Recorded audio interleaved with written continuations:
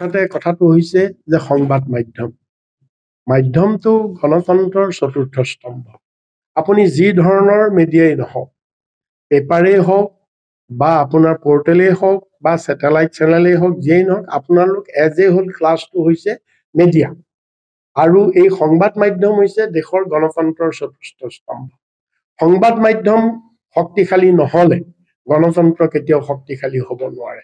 সেইকাৰণে মই ভাবো যে সকলো ধৰণৰ সংবাদ মাধ্যম, ইয়াত কোনো ক্লাছিফিকেশ্যন কৰিব নালাগে, কোনো বিভাজন আনিব নালাগে।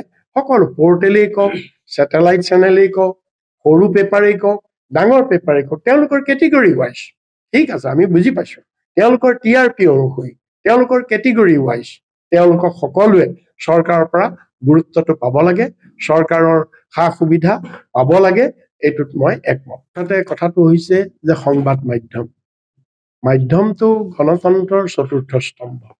আপুনি যি ধৰণৰ মিডিয়াই নহওক, পেপাৰেই হওক বা আপোনাৰ পৰ্টেলেই হওক বা ছেটেলাইট চেনেলেই হওক, যিয়েই নহওক, আপোনালোক এজ এ হোল ক্লাছটো হৈছে মিডিয়া। আৰু এই সংবাদ মাধ্যম হৈছে দেশৰ গণতন্ত্ৰৰ চতুৰ্থ স্তম্ভ। সংবাদ মাধ্যম শক্তিশালী নহলে গণতন্ত্ৰ কেতিয়াও শক্তিশালী হ'ব নোৱাৰে।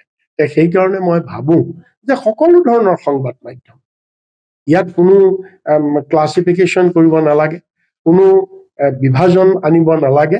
সকলো পৰ্টেলেই কওক, ছেটেলাইট চেনেলেই কওক, সৰু পেপাৰেই কওক, ডাঙৰ পেপাৰেই কওক, তেওঁলোকৰ কেটেগৰী ৱাইজ, ঠিক আছে, আমি বুজি পাইছো, তেওঁলোকৰ TRP অনুসৰি, তেওঁলোকৰ কেটেগৰী ৱাইজ তেওঁলোকক সকলোৱে চৰকাৰৰ পৰা গুৰুত্বটো পাব লাগে, চৰকাৰৰ সা সুবিধা পাব লাগে, এইটোত মই একমত।